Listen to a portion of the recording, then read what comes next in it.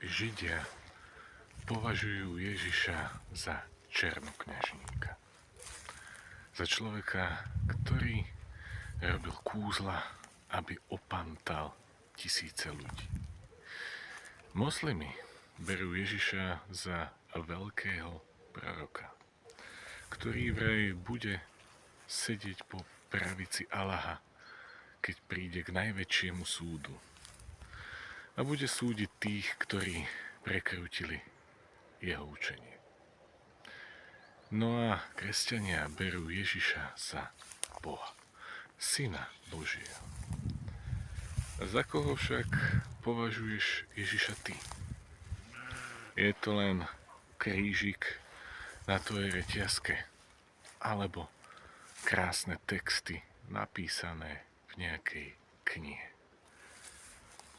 Nemal by byť Ježiš esenciou a silou toho, čo všetko môžeš dokázať po svojom živote?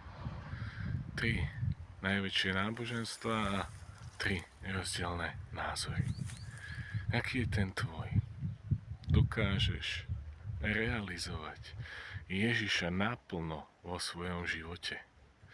Alebo to len ostane obyčajnou frázou v knihách?